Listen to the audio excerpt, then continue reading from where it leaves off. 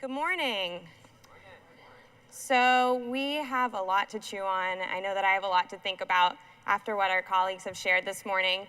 I have a couple more stories that I want to share with you, but first, I'm going to ask you to close your eyes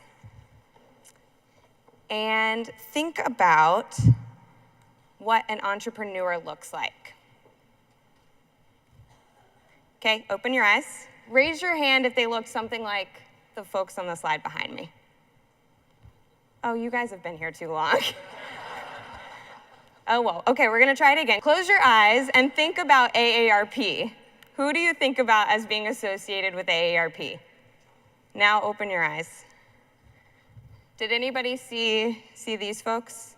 Yeah, your grandparents. You probably didn't see me. So I'm here today because I'm a social entrepreneur in residence with the AARP Foundation. We are the charitable affiliate of AARP, and we work to end senior poverty by helping older adults achieve economic opportunity and social connectedness. And when we thought about how we were going to do that, we knew that if we focus on traditional workforce solutions alone, we're actually going to fall short. We had to look at entrepreneurship, small business, and the future of work.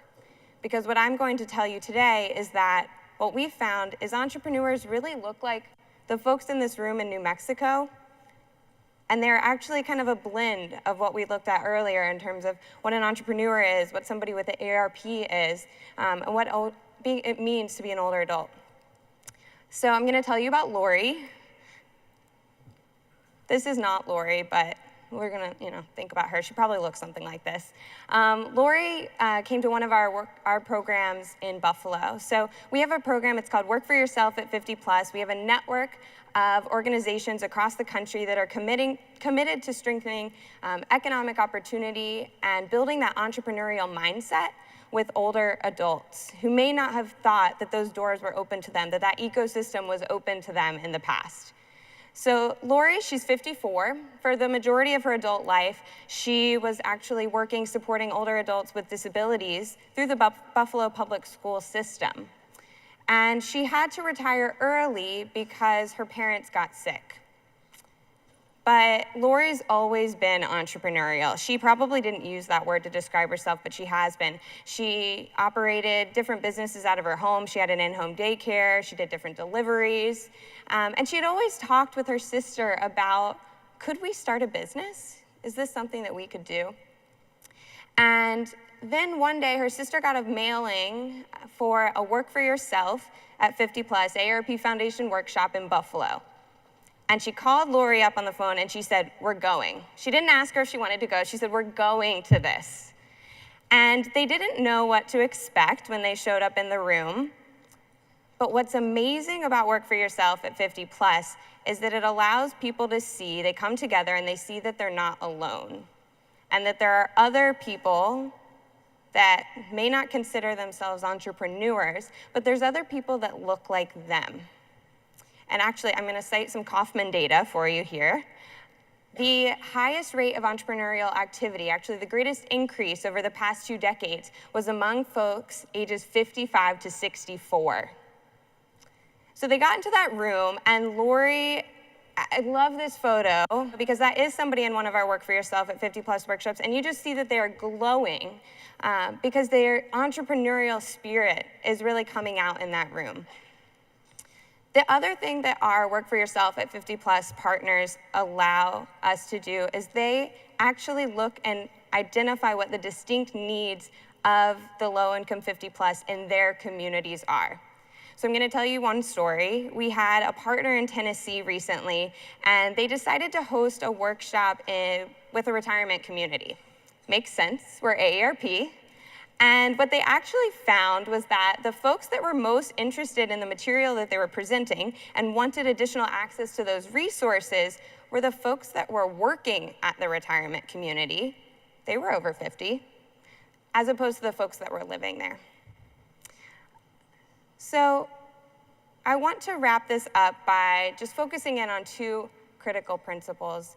The first is thinking back to the photos that we looked at earlier. I know you all are way ahead of me, but thinking about in your communities, what do people think an entrepreneur looks like? And actually challenging those assumptions around what it looks like, because we've served over 8,000 people at this point on their self-employment journey. 72% of them were women, 50% of them are still working, and many of them, like Lori, may be retired, but like 1 in 3 older adults over 50, they earn less than $40,000 a year. And they're thinking about, how can I translate my passions, my skills? I have all this life experience. How can I translate that into a business that's going to support myself and my family? The other takeaway, so I'm going to read for you. This was a note that we got through the Contact Us form on our website a couple of months ago. I'm wondering about making more money to support my habits and desires. I also wonder about whether I can safely do that without jeopardizing my benefits, like Medicare and Medicaid. Is there something that you can tell me that would ease my fears? I wanted to end with that because any time that we take a risk, and entrepreneurship is a risk, but when we take a risk that may throw out of balance our safety net, our social safety net, our financial safety net, it's really scary. And that's why these partners, this ecosystem is so critical. And so think about, who are you serving? Who are you designing your solutions for, and who are you opening the door to? Because I think if we open the door to more folks, and we really try to be inclusive in the way that we tell them, you can be a part of this. There are other people that look like you, not like me. There are other people that look like you, then we're going to continue to see change and economic opportunity and social connected for our older adults. So if you want to learn more information, AARP Foundation, work for yourself at 50+. Thank you all, and enjoy the rest of the morning.